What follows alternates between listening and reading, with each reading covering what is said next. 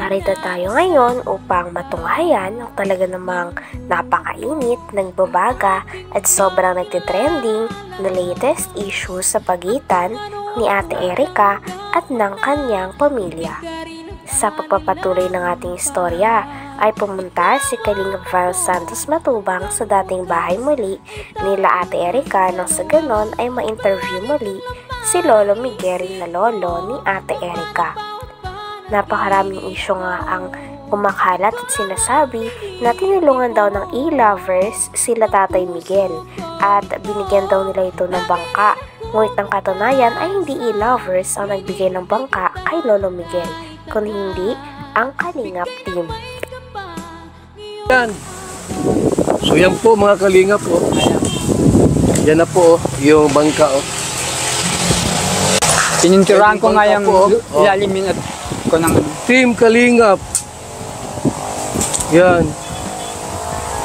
Di pwedeng gawing e-lovers yan. Babawiin o Jun A. Baka naman yung bangka babawiin mo, hindi pwede yan. Hindi pwedeng bigay-bawi. Kung nakuha mo yung kalahating milyon noon, ito hindi mo pwedeng mababawi ito. Eh tatay ito ay, ano tayo no? Po.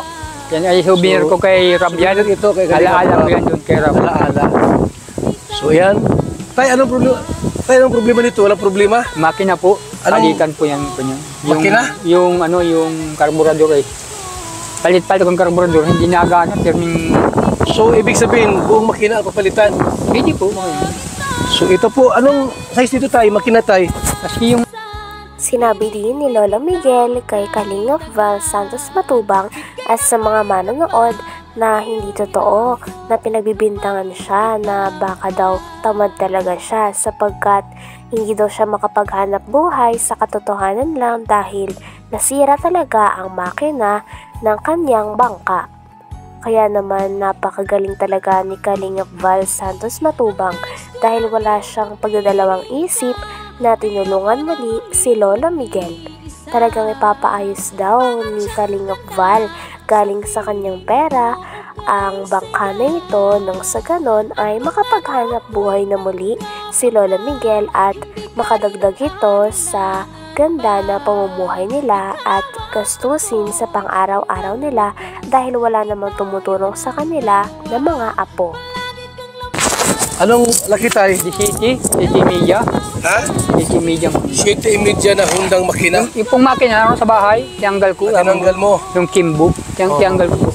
So, ang ganda ng dagat natin, mga Kalingap, Yan, yung dagat, At, napakagandang lugar dito, mga kaibigan.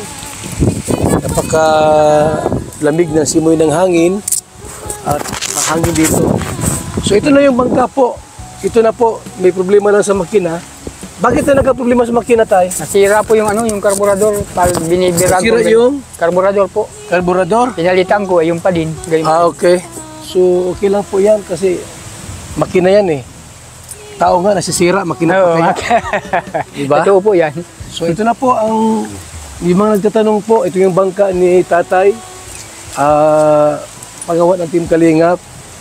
Walang pwedeng kumuha nito. Magkakadimandahan tayo pag may bumawi nito. Ang bigay-bigay po yan. Parang regalo sa birthday. Binigay, babawiin nyo. Sinabi pa dito ni Kalingap Val Santos Matubang na ang mga binibigay daw ng Kalingap ay never daw yan binabawi. Dahil once na nagbigay ka sa isang tao ng tulong, ay dapat sigurado ka at wala nang bawian. Dahil umaasa din ng mga tao dito. Hinalimbawa pa nga ni Kalingap Val na paano kung nagbigay ka ng isang ice cream at gusto mong bawiin. Ito daw ay tunaw na, kaya paano pa ito mababawi? Grabe at napakagaling talaga ni Kalingap Val dahil yung mga tinutulungan niya ay talagang umaasenso sa buhay at wala itong halong pambabawi.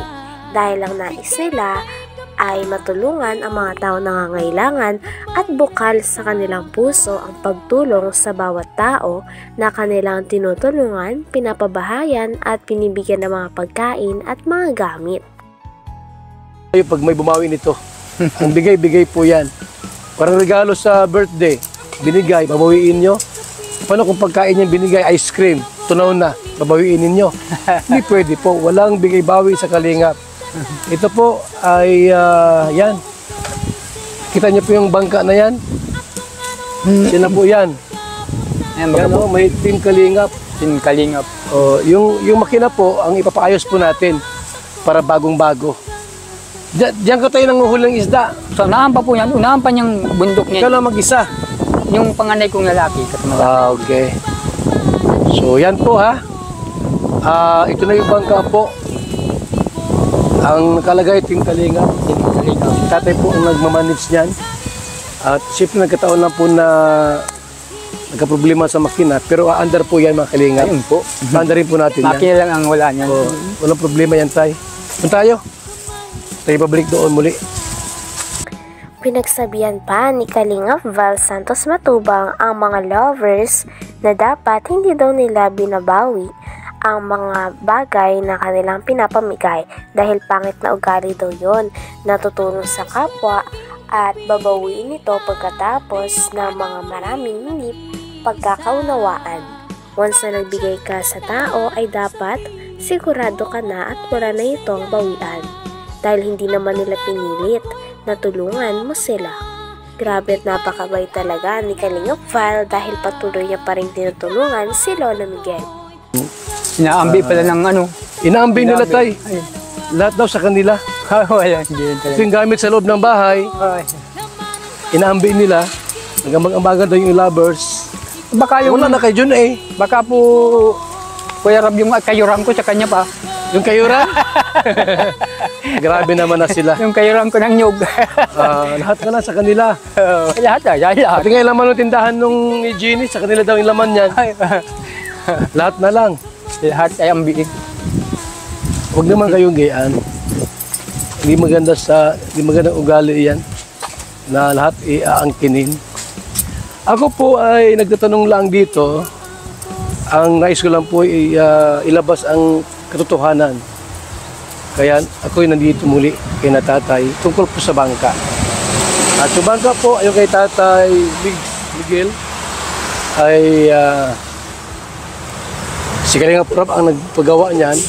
Po, totoo At- po yan. Ayon sa kanyang nalalaman, pera daw Inihayag din ni Kalingap Val Santos Matubang na ang bangka na binigay kay Lola Miguel ay wala na talagang bawian. Sapagkat sabi niya nga, ang binigay ay binigay na, kaya hindi na dapat bawiin dahil binigay na nga. Grabe at napakatas nga ng paninindigan ni Kalingap Val at talagang pumapanig lamang siya sa tama. Hindi rin naman kasi tama na kukunin natin ang isang bagay na binigay na natin. Kaya pinapaunawa ito ni Kalingap Val sa mga manonood, lalong-lalo na sa mga e-lovers na nagtatangkang bawiin ang mga tulong na binigay nila kay Lola Miguel pati na rin sa pamilya ni Ate Erica. Grabe at tuwang-tuwa din si Lola Miguel dahil napakabait ni Kalingap Val Santos Matubang sa kanila. si Kalingap Rab ang nagpagawa niyan. Po, totoo At- po yan.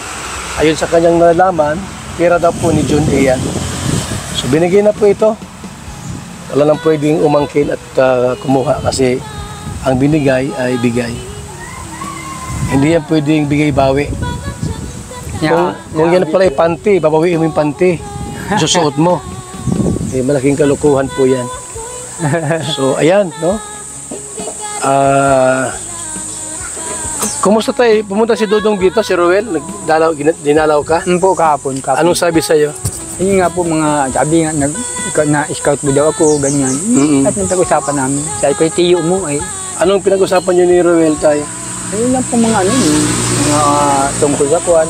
Natanong lang yung kala Erika kung ano nagagalo. Sabi ko, sinabi ko sa kanila, iniwan kami at ganyan nagkakwarta nga sila. Kaya manaki, hindi naghahangad ng kwarta nila. Oo. Kanila yun. Tama yun. Hanggang dito na lamang muna ang talaga namang nagtitrending, nagbabaga at napakainit na issue ni Ate Erica. Maraming salamat sa inyong panonood. Hanggang sa muli. Bye!